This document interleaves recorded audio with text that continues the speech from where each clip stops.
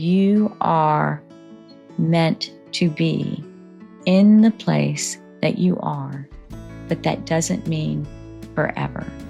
Be in joy to say, hey, you had enough strength, you had enough courage to actually shine the light on that. I don't feel like I'm enough because of this.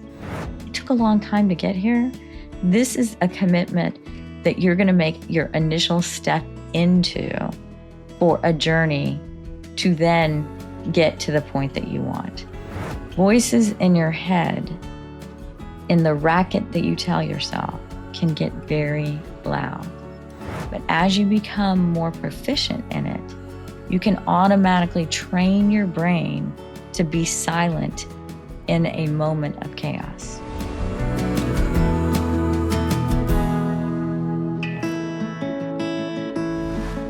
Good morning, everyone, and welcome to another episode of Broken Beautiful Me, Stories of Hope, Gratitude, and Resilience. I'm Kelly Buckley, your host, and today we are so lucky to have Michelle Bishop with us. She is a master certified life coach and author of Choose You First. She helps women reclaim their lives after adversity by embracing self-love and building inner resilience. Through coaching workshops and speaking, she empowers clients to shed limiting beliefs, strengthen self-worth, and create lives filled with joy and purpose. Michelle's journey began in a tumultuous childhood marked by dysfunction and abuse.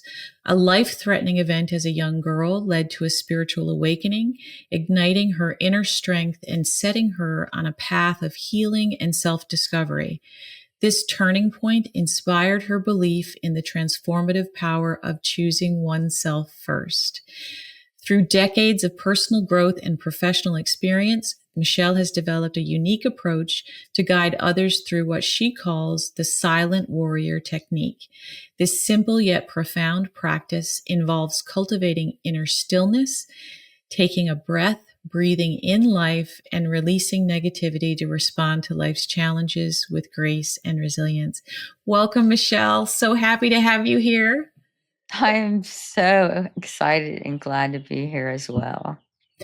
So, Michelle, just to start off for our audience who may not be familiar with your work, can you just tell us a little bit about the journey? You kind of touched a little bit about it in the bio. Tell about your journey and how you got to where you are today. Well, it's a journey, and I'm so grateful that I've had the opportunity to reflect back and really understand the path and know that it is organically given to us and we get the opportunity to serve it. Because in different points in your life, you think, oh, I'm controlling this journey. I'm going to determine my own path. And when you let go of that and are able to freely embrace the opportunities that are put ahead of you that include adversity and joy and happiness, it puts you in a completely different mindset. And so that really was part of coming, I would say more like coming home, Kelly. Mm-hmm. Uh, Coming from a severely abusive, uh, physically, emotionally, mentally, uh, family that was really caused because when I was born in the 60s, we didn't talk about mental illness. So my mother was what we would diagnose today as a bipolar 2 with schizophrenia and some other psychotic dynamics, which sounds like a lot to absorb, but more importantly, it's a lot to live in because as a child, we don't have a choice. So what we see, we just accept that as our normal. Right. And from the outside, it looked like we had the perfect family. And it wasn't until the doors closed that the complete chaos happened. And it didn't just occur because of me, but, every member in the family is affected by it in some way or manner. Ultimately, I was able to move through that by escaping.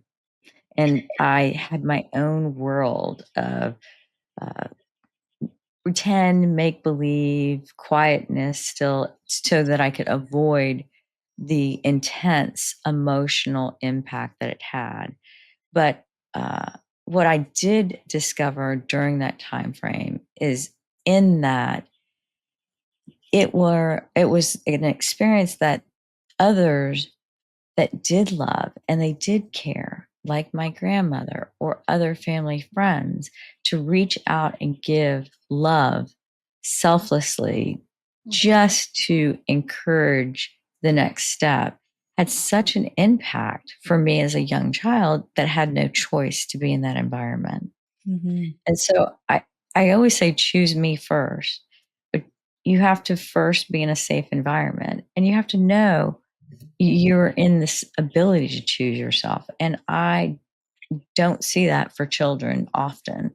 So as adults, we get to choose to, in acts of kindness and in acts of love and support that may seem as a simple gesture can actually fill and change that trajectory of that child for the rest of their lives. So I really do believe in that from birth to you develop your frontal lobe and it becomes more complete in 25.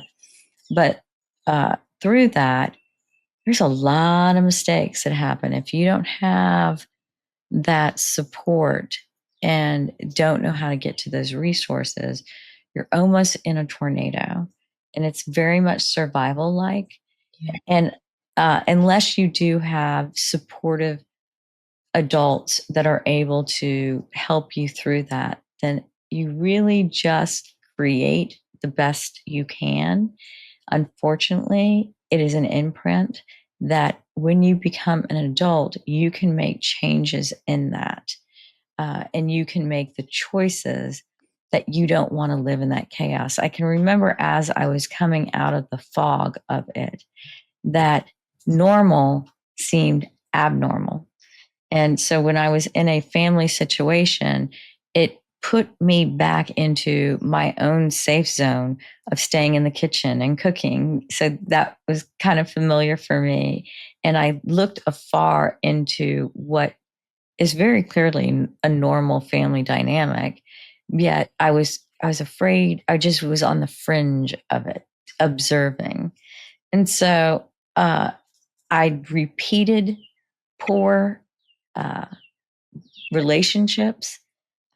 I immediately after getting out of the situation where I was no longer in an abusive situation with my mother, I quickly married an abusive husband that broke my arm in half before we got married, and I still married him. So, and you go, what were you thinking? And clearly, I was not thinking because I didn't have any reference. I had low self esteem. I never felt like I was good enough. I was always searching for what I thought was perceived perfection. And it didn't work, but it was so textbook and so many dynamics of that. My grandmother passed away, and she was always my rock and my love. Even though we didn't live in the same city, I talked to her every day, and she helped give me that sense of enough. And she passed away. When she passed away, I had enough courage to tell my family what had been going on for, you know, decades prior to that. And I had enough courage to divorce my abusive husband, moved into another state to feel safe. And within 2 weeks, I met the children's father and we got married. And talk about a rebound. You know, God is great all the time. And I've got two beautiful young women that I was able to break the pattern and mold of abuse. They've never witnessed that. They've grown up in an environment of love and support and would consider that one of my greatest accomplishments. I always wanted to be a mom and be able to provide a life of childhood that I felt was important for all children to have. And they are thriving. at 24 and 26. And I've broken the legacy of the patterns of abuse for them. And Mhm. I'm grateful for that. The relationship with their father was a rebound and not healthy, but I still respect the fact that he's their father. Yep. And then I did know and had the opportunity to marry the love of my life. And it wasn't easy. Life in a marriage in a partnership is never, and we went through the ebbs and flows of life. Mhm. And I always said men get better with like wine, you know, over time. And we'd been together about 17 years, and I was like, "We've made it up the hill, now we're on the downside. Woohoo." Learn to fight fair, all the things, don't know what the triggers are, avoid them. And unfortunately, he was taken from me, uh, from a tragic drowning accident on a business trip. I'm so sorry. Yeah, well, and I've heard you talk about the effect of losing both your parents at such a pivotal point. Living your life in mask and armor, uh, I mean, all your life until you finally reach a point that you're exhausted by it, that you would share that with someone else and say, "Do you want to know me? Yeah. Um, all of me, not just this mask, not just this role, all of me." And he did. And in that, that didn't mean everything was all butterflies and fairy tales. You learn in life because that's what life gives you. Right. But the freedom of doing that and being able to love and be loved was just incredible. And when he had died, similar to you, I couldn't breathe. I could not breathe. And I couldn't, first of all, it was so unimaginable. I Mhm. mean, I was the one that had breast cancer. I was the one that had the high blood pressure. I was the one that had all the illnesses. Uh, and he was supposed to live forever. Right. And that's how we had planned our whole life. I mean, he was it. He was strong. And then when he was gone, my mind couldn't reconcile with it, and it manifested itself physically. Mhm. And it took a complete, uh, like, who am I? I don't even know who I am. I was just afraid of so much because I had only been vulnerable to one person. I then got through it by isolation, uh, took that time and really just stayed close to the cuff. Listened. I'm a spiritual Christian. I listened. I tried to feed positivity in my life. I was needing that.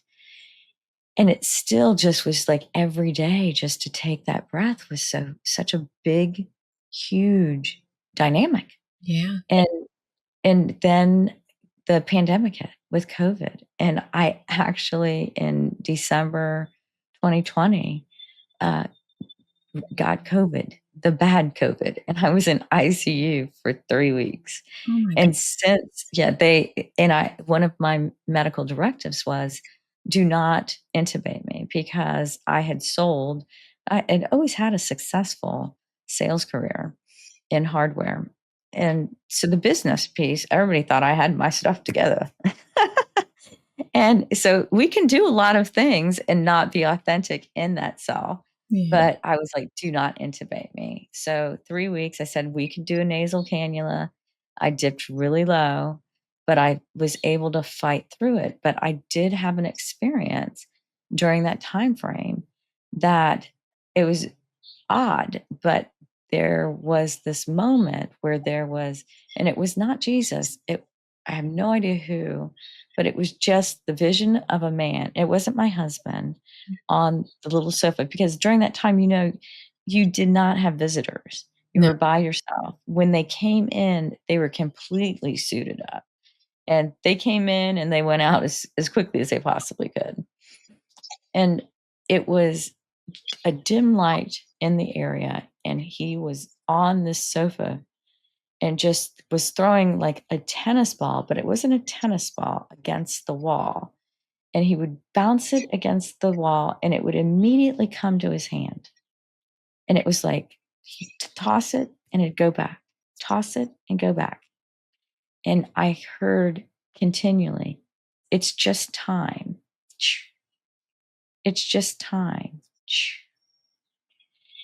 And I didn't understand until I had left that experience how profound that statement was. And I became reflective because I was on 24/7 oxygen for about a year. Mm-hmm. And I said, it's just time. Well, what is the time that I have spent? I mean, I'm over half a century old. What impact have I made on the world? And what legacy am I living and leaving for my children? And I really got into a place of true self discovery. I had never reached a point in my life of loving myself fully, completely, accepting my perfection in my imperfection. Yes. And truly, none of us are perfect. And that makes us, the imperfection in its entirety makes us perfect. And I knew I had something to say, and that was my legacy. I considered that a complete calling. It was complete, utter, let me get me fixed. And if I can get me fixed and share my life experiences, and I educated myself. I know that in the United States, I know that you're from Canada, but in the United States, you're not required to have any licensing to being a life coach. And I was like, I have all of this experience, but you have to back that up with education and knowledge. And so it was my desire to get the best training and education that I could get and coaching through the International Coaching Federation Mm-hmm. and be a master certified life coach because I wanted to have those tools backed up with my experience so that I could truly let people and let them see through their own journey and their choice to choose you first. Because if you're not there, you're not going anywhere. No one can pull you over that line. You have to do it for you. And you deserve that. Yeah. You deserve that love. It gives you such peace. It gives you such joy. And then it's not selfish, it's selfless. And people often say, if you're going to do something for yourself, then that means you're selfish. People can take tools and be selfish. They can also take tools and be selfless in their selfishness of feeding themselves mentally, physically, emotionally, so that they can give all of themselves freely to the most people and who they care about in their work and their personal lives, everything. And it totally has changed the trajectory of my life. And I live, it's a lifestyle. It's so with ease. And I explain to people, do not think that, first of all, it can't happen. If you have that type of thought process, it will not happen because you're choosing that. Yeah. You have to choose. And we get the choice. We get that. How about that? Yeah. And it's a wonderful, wonderful opportunity to choose you first so you can choose others. And it's a lifestyle. And I state that you don't, and I didn't. I did not take radical moves. I began with just small steps of pivoting and then incorporated those small pivots into a complete lifestyle and change that comes so automatically. It is so freeing. It's so authentic. It's so like, this is who I am. That self-acceptance, I'm like, I completely respect everyone's thought processes, everybody's choice of religion, everybody's choice of self-discovery. We get that. But in the same sense, I'm solid with me too. So if you don't agree with me, I'm okay. Yeah. That's fine.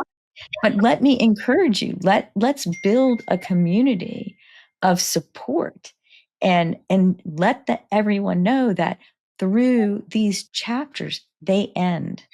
Every chapter will have another chapter. You have to choose that. But in those chapters, some people, and those chapters aren't always easy. No. And so you may lose people, you may change people that you're comfortable with, and stretching outside your box can be uncomfortable. But then the uncomfortable becomes comfortable. And then it becomes second nature. And it's wonderful for me to have lived most of my life with a low self-esteem, even though everybody thought I was confident, but inside, you can't lie to yourself. That's right. You know, Yeah. you can't do it.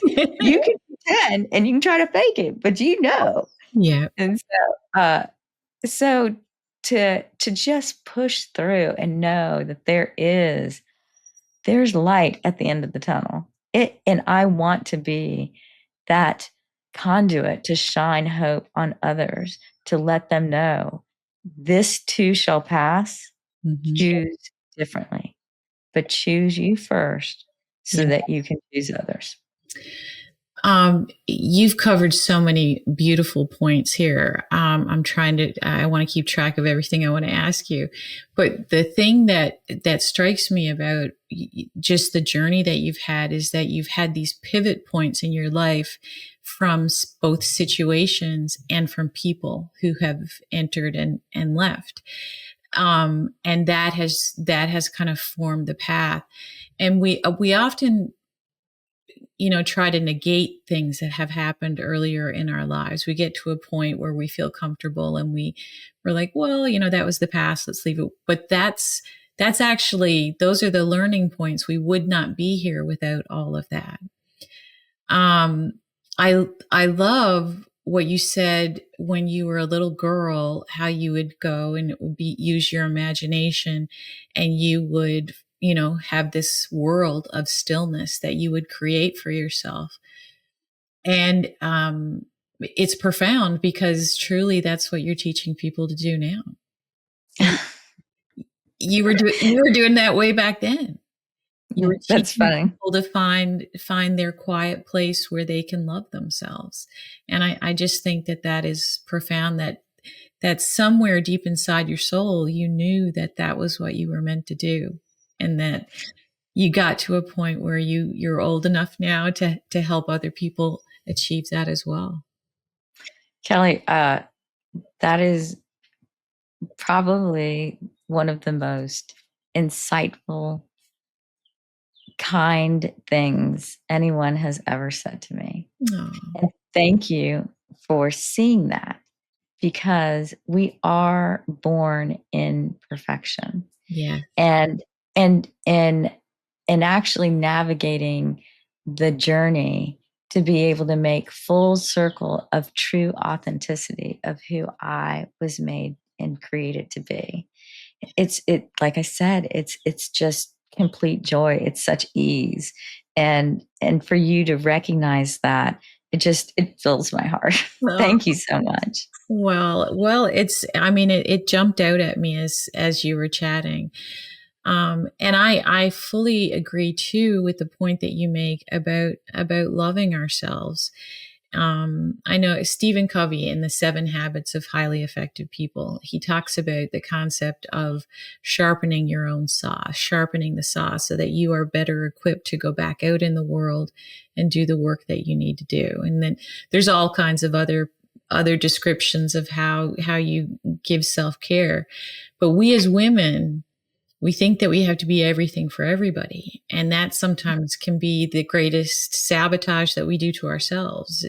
Do you find that in your coaching, that that you have to kind of coach people to unlearn some of the things that they have learned their entire lives, that they probably watched their mothers and their grandmothers and on, put other people first. That is, it is quite funny because we've all traveled the path. Yes. We've all traveled it, and I travel it every day. I mean, so it's not, of course. I mean, society has put and imposed those dynamics on us. Mm-hmm. We see it as young children visually, and even in tasks that we're given as children.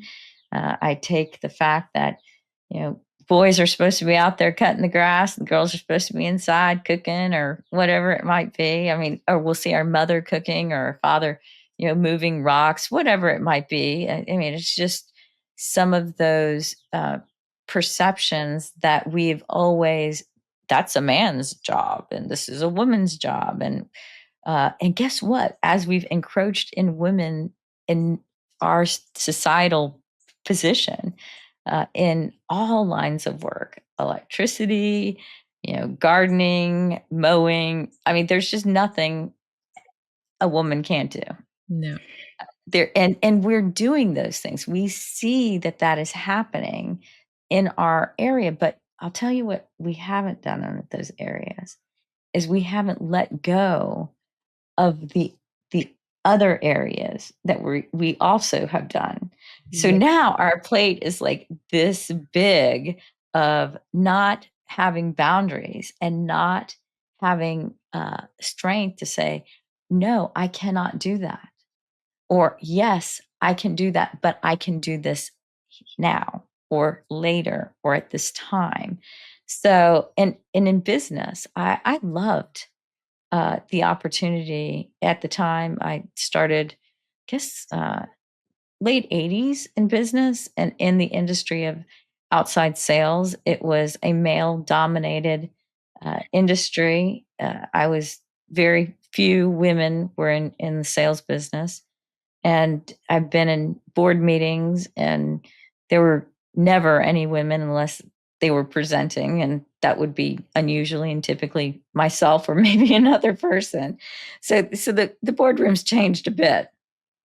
But what we do to ourselves and trying to be everything to everyone Mm-hmm. is really unfair. And that is not self-care. You were mentioning about the 7 habits of highly effective people. I have read that book very early on in my career. I've read it again, but I'd like to take those habits and they're a little sharp. And what I mean by that is that just like you were talking about the sharpening of the saw, and in my most successful points in business, I really felt as if sometimes I was being like a Rambo, carrying like this, knife in my mouth. And I'm like, I'm getting out there to slay. And I know now in business, being successful through many years, how truly, uh, yes, it's important for self care. And what our self care can build strength, it can be unbelievable, but I'd like to see it be where you're sharp, but how you sharpen it is potentially different. Yeah. And that's part of our community of, because it also brings such a strength in it. It's effective. It's not about slaying, it's about enrolling. It's the whole dynamic, I think, has evolved in business. And this is for men and women. I Mm-hmm. mean, nobody wants to be bowled over. Enroll them. Approach it from a different perspective. Not that those habits are not effective. It's just I think that they could be a little updated. Yes. In my perspective. Yeah. And I think, just from a woman's perspective, I think when we talk about being highly effective, And this is just from my own personal experience, but when I felt like I was at my absolute best was when I was truly authentically who I was, kind of all my broken bits showing up. Hey, this is me. And that's when I felt like I had the most power, is when I was honest about who I was and where I came from. I love it. Yeah. I mean, when I wrote my first book, it was the first time, because I had Stephen, my son who passed. I had him when I was a teenager. And so I was in high school. I had no idea what I was in for. I mean, I was, the first time I told the story of his birth was when I wrote it in that book. There was components of what happened to me in that life experience, because Stephen was a twin and the other twin died at birth. There was components of that I had not shared even with my best friend. I've been best friends with her since the 6th grade. Mm-hmm. And when she read it, she was like, I didn't know that this happened to you. So as women, we carry these broken bits with us, and we think that that's what takes away from our power, when truly it's when we open ourselves up and say, this is who I am. This is how I got here. That's when we are at our greatest. I love that. Brokenness. It is so true. Those bits of brokenness bringing to power. Yeah. I did the similar journey with you, Kelly. I mean, there were things in my book, Choose Me First, I'd never shared with anyone. Say shame, judgment, whatever. And I was like, this is it. I want the world to know you can not just survive, but you can thrive. I am not a victim. I am victorious in being truly authentic and true and loving myself. And to be able to share that with people through the pain, through the blades of brokenness, the shreds of imperfections that we live every day is power. It's fabulous. It truly is. I mean, and I see that, that you are helping women move from kind of that feeling of survival to actually thriving. Hey guys, Kelly here. I wanted to jump in and let you know that you can find out more about my work by visiting my website at kellybuckley.com, or you can find my books on Amazon. Okay, back to the episode. So tell me a little bit about that, about how, what is your typical approach with the people that you coach? Well, I think, again, I know that coaching can work very effectively with other aspects of therapy, be it psychiatry, being psychology, being a therapist, and being a coach. It can work in individual lanes, and part of that not being part of the solution. The best thing to do is first have a true assessment of yourself.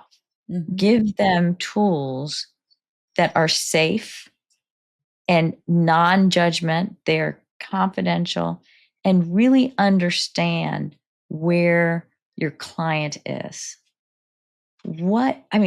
Hear them. That's the first thing. It's not a matter of dissection. It's just simply hear where they've been, so that you can at least determine whether or not coaching needs to be done in conjunction with, mm-hmm, or separately, depending upon what their goals and objectives are. Right. This is a journey. My journey, I continue to walk, and I do it with support of so many people. It takes a village. It takes our community. And so, as a leader in that community, I need and I get from others, clients, everyone. You can learn from everyone. It's your choice. other experts. So the assessment of what you want for yourself, where are you at, is the first step. Second step is to ensure that that individual, no matter what, is in a safe environment, mentally, physically, emotionally. These are key pieces for anyone to be successful. And also, then setting realistic expectations. Have them understand what those expectations are. And if they're not realistic, then how you can help them come to the decision of what is realistic. Because this is not a destination.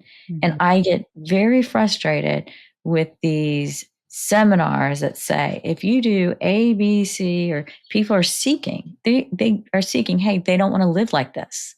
And so they're looking for a quick, immediate answer.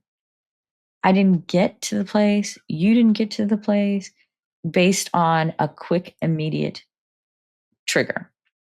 Right. That built up to that. Maybe something made the movement happen. It moved it, but it took so much to get there. You have to unravel that. Yeah. So to expect from yourself, which is just setting yourself up for disappointment, is to really be honest. Like we're talking about, like authentic, being honest and saying, it took a long time to get here. This is a commitment that you're going to make your initial step into for a journey to then get to the point that you want. So I think those boundaries of setting things in the very, very beginning are so imperative. And then hearing what they see is their immediate and long-term goals and objectives. And you can only take it one breath at a time, one step at a time. And I'd like to, it's interesting because often I'll hear from a client that they're stuck. Well, and they'll just say, I'm stuck. Well, I try to let them see that that framework is a box. And within a box, you can still make small pivots of change. And let's say it doesn't work or it doesn't feel comfortable. You can always step back.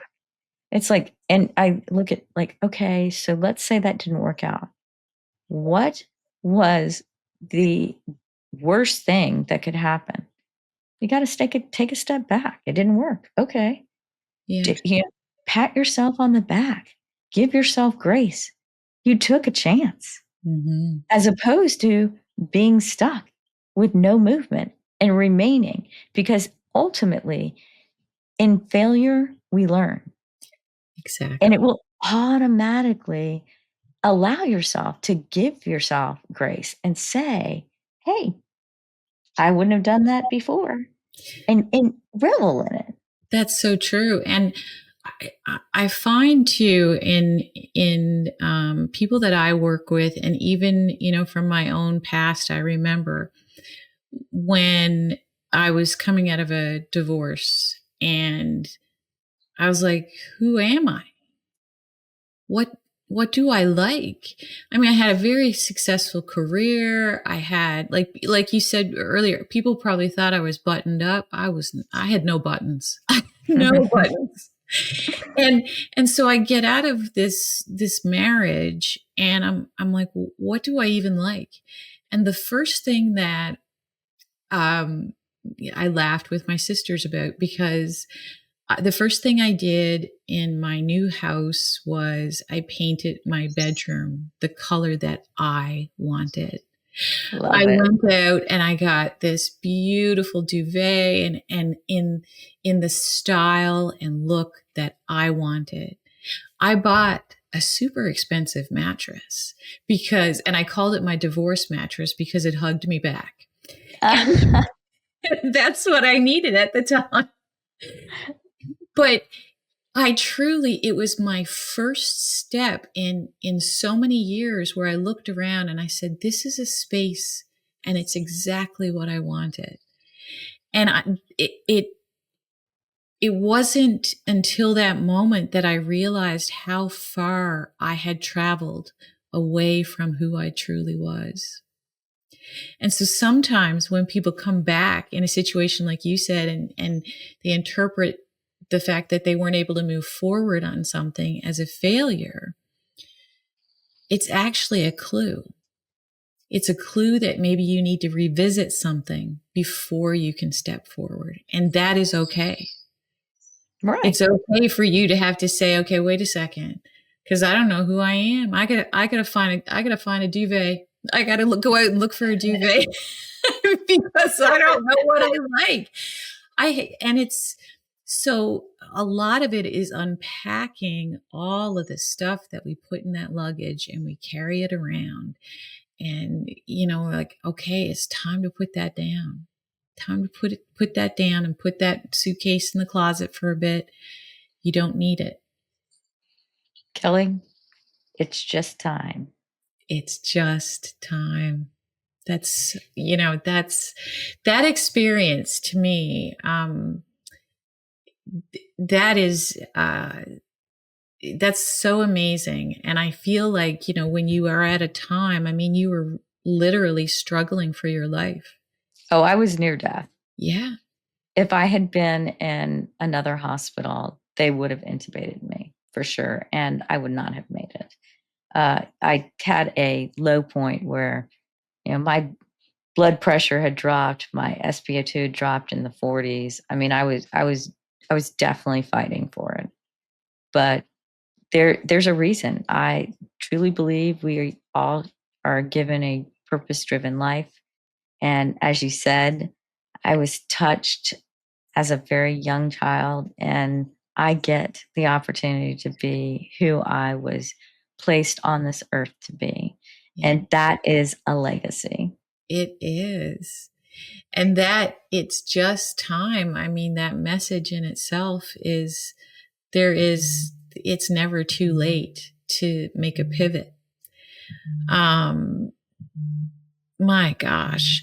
So when you meet people, like you, like me, when I came out of my marriage, how do you begin that process? And I know we talked about assessment, but people walk to you and they say, I just don't feel worthy. I don't feel worthy at all.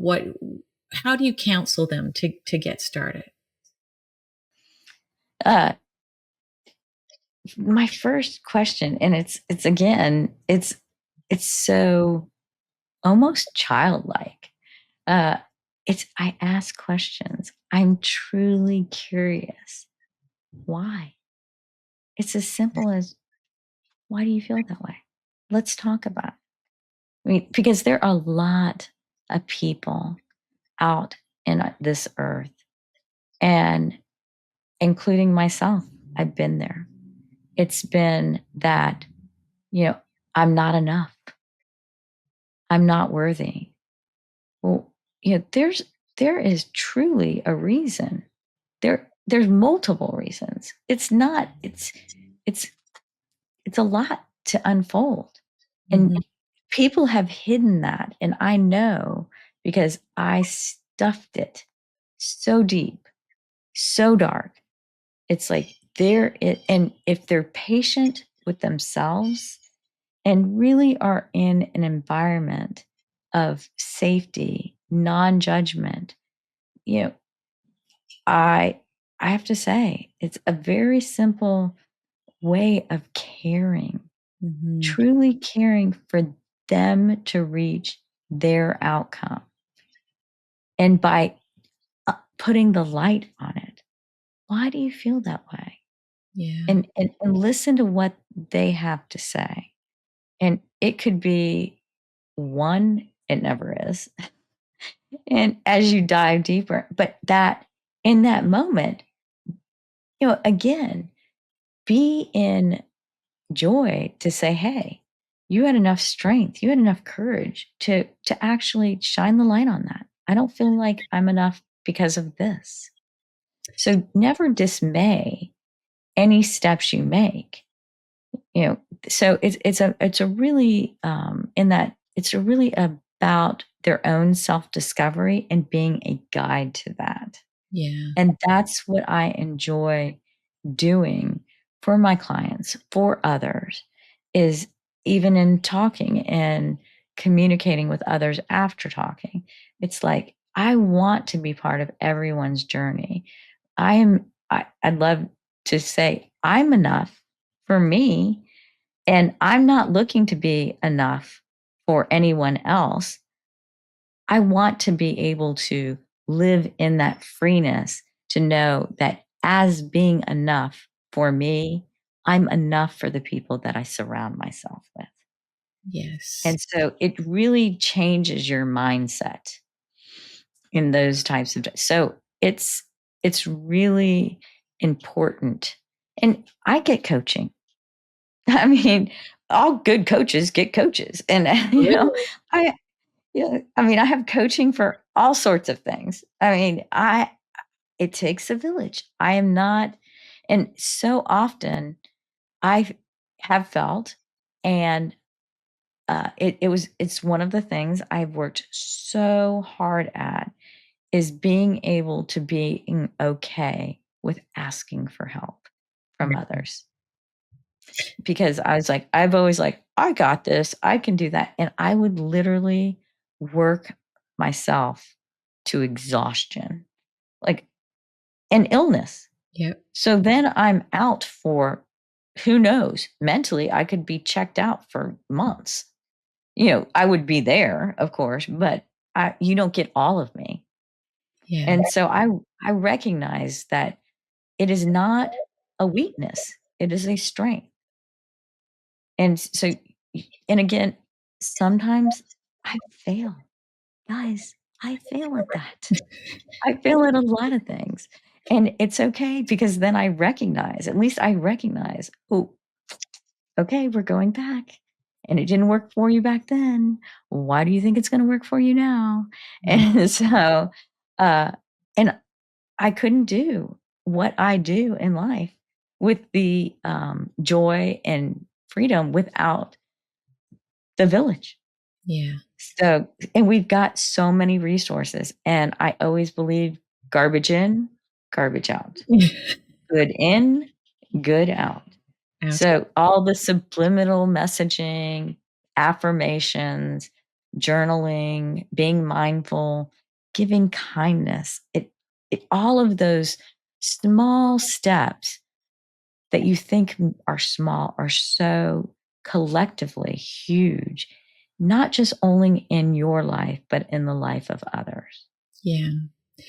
One of the things that my husband and I started doing, I have these things, I call them blessing stones. They look like worry stones. Mhm. They're rough on one side and smooth on the other.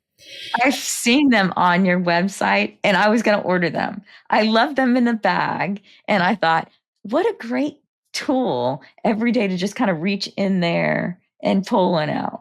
Well, so the goal with that really was to spread love and to let people know that there's always a reason to be thankful.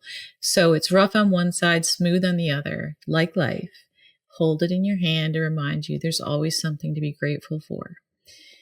And I have one in my purse all the time that sometimes I need to remind myself. But for me, going out into the world and giving out these tangible little pieces of hope, there's something about it. I love doing it. I just, Mhm. we're at Costco and my husband probably says, "Oh, there she goes again." Like she's gone up down the aisle. I love I mean, he has walked by me because I believe that sometimes I am put in front of people that I'm supposed to chat with. And so, yeah, maybe I'm over by the Hanes underwear in Costco chatting with this woman and we're crying and I'm giving her a blessing stone, but we're making a connection human to human. And I'm telling her that even though she's struggling right now, that there's a reason to have hope always. And I just give it to her. And so I have those. They've traveled all over the world. I've sent them all over the world. I'd actually like to follow the path of them someday, and just see, because truly, what other reason are we here? What other reason are That we? human connection. And I know that there's so much about artificial intelligence, but I've always been a techie person. It's part of my fabric of business. And in that, there is an essential aspect of artificial intelligence that cannot be replicated. And that is the human element, Kelly. Yeah, it's Just that like you said. it's that empathy piece. It's that ability to connect. And when you are struggling, you do feel alone. You do feel like there's no one else who quite understands what you're facing. Um, I want to jump back into a couple of things with your coaching, because I'm very interested to hear. And one of the things is the silent warrior technique. Can you tell us a little bit about that? Yes, I live it. It's interesting because it came from originally a life of chaos as a very young child. And as we've discussed, being in my own, pretend world, it was very loud. Voices in your head, in the racket that you tell yourself, can get very loud. Mhm. I have suffered through decades of anxiety. And so when and I've taken medication. So, I mean, it's not that I'm saying that that's not an avenue, but it never took that true essence of anxiety away until I realized how important in the silence, how magical that can be. And there is a chemical change that occurs in breath in and breath out that happens within your body. Mhm. And having silence to take that, if you have to step away, but as you become more proficient in it, you can automatically train your brain to be silent in a moment of chaos. And often I've found breath work essential to that. And as we talk about gratitude and where we're at, as I say to myself, sometimes I say it out loud in a moment of chaos, which happens every day, guys. Yeah. Yeah. We can't help it. Traffic's going and, lights are blaring. Who knows? The kids are screaming. The phone's ringing.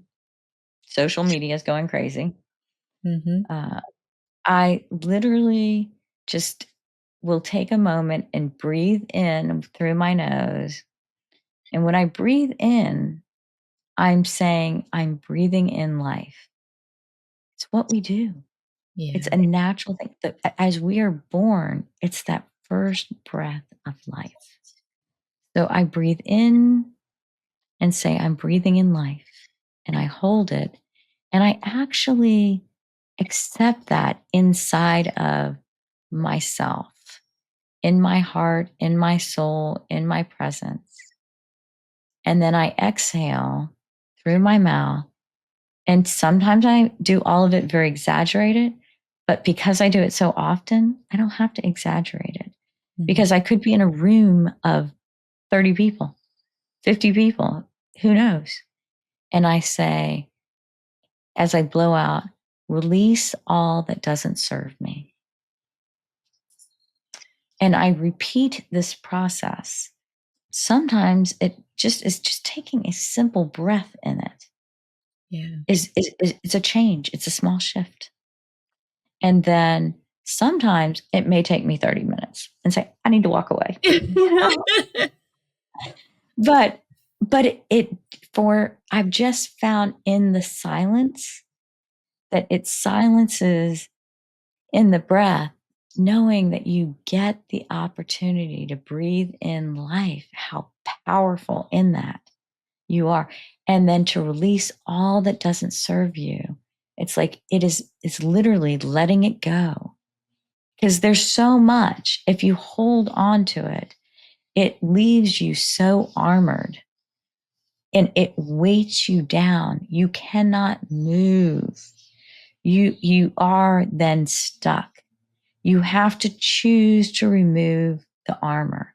It may not happen, and it will not happen right away. It is a forever journey. Like I said, I travel it.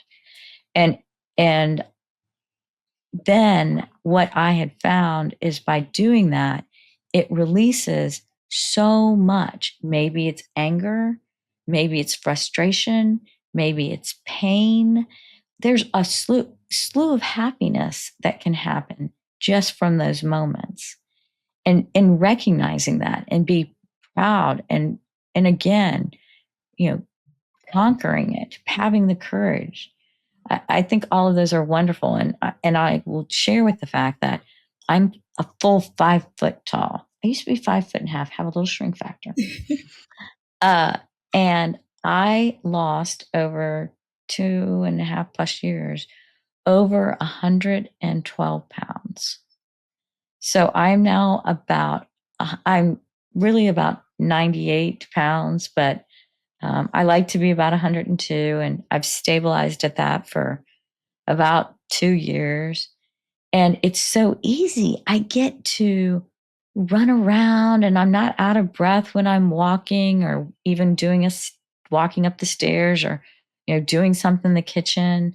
I get to move in life and it's fabulous. That did not happen overnight. I did not do some quick diet.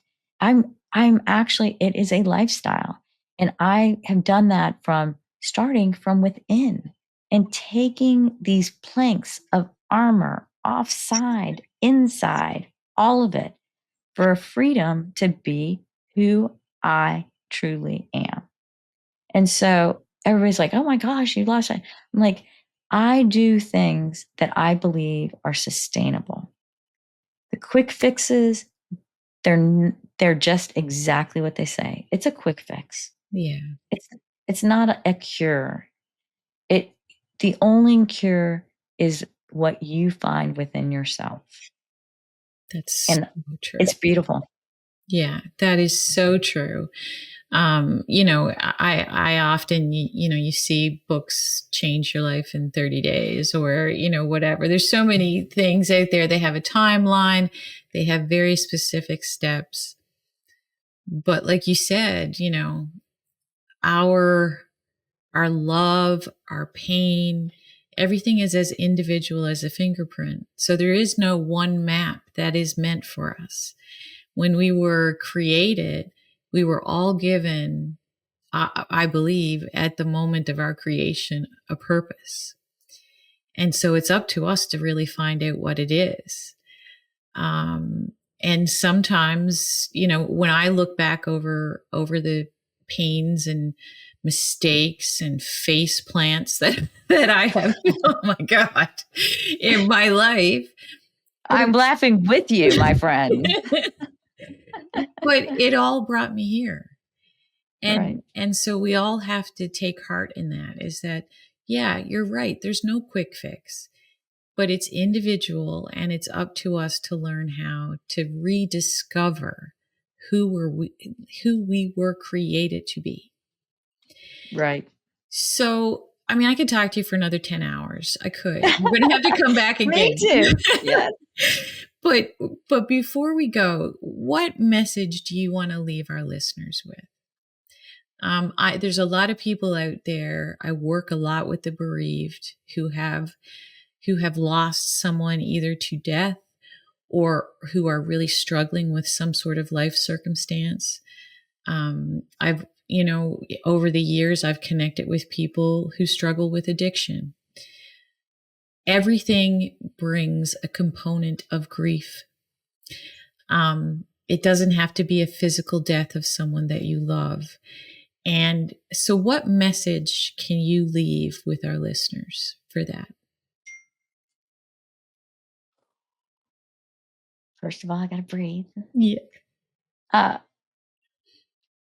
I, I really know what I would wish and hope for your listeners, for our community,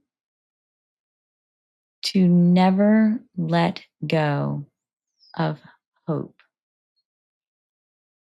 Nothing is permanent. Things are constantly changing. They're evolving. You are a unique, beautiful individual of imperfection to perfection. You must choose that. You are meant to be in the place that you are, but that doesn't mean forever. You can choose differently. Recognize the pain, accept it, and figure out what works best for you that you can thrive and change to honor that grief and to give back, because it will bring you back to the greatest joy, and that's others. What a way to finish off our chat. That's absolutely beautiful. Thank you. Oh, Michelle, thank you so much for being here. Can you tell our listeners where they can find you and your work and your book and everything about how to connect with Michelle? I do want to say, Kelly, thank you so much. It has been so wonderful being here. I've just loved being a guest, and really, I feel like a friend and family with you. So thank you. We are totally friends now. Yeah, I know. And to get a hold of me, I'd like it to be easy, like life. And so I have created a website, and it's called bishop.life.com. And it will give you access to my book, which is in Amazon. It's called Choose You First, and you need to live that. Yeah. And it also will give you my social media, which is connect with Instagram as well as Facebook, and the newsletters that I have on my website. Sign up. I have blogs, and it will also give you updated information of where I will be having speaking engagements and contact for you to get with me if you'd like to participate in one of my summits with other experts and have another growth opportunity and keep you connected into the community of love and hope. Oh, that's beautiful, Michelle. Thank you so much. You guys, this is a great episode. I hope you enjoy it as much as I did, because I've just loved this time with you. Thank you. I have too. Okay, you guys, take care. We'll talk to you next time. Thank you for joining me today on Broken Beautiful Me. I hope you found today's episode inspiring and insightful. Remember, every scar tells a story, and every story has the power to heal. If you enjoyed this episode, please make sure to subscribe to the podcast on your favorite platform so you never miss an episode. Your support means the world to me, and it helps spread the message of hope and resilience to more people like us. Don't forget to leave a review and share this podcast with your friends and family. Together, we can create a community of strength and beauty in our brokenness. Until next time, stay strong, stay beautiful, and keep shining.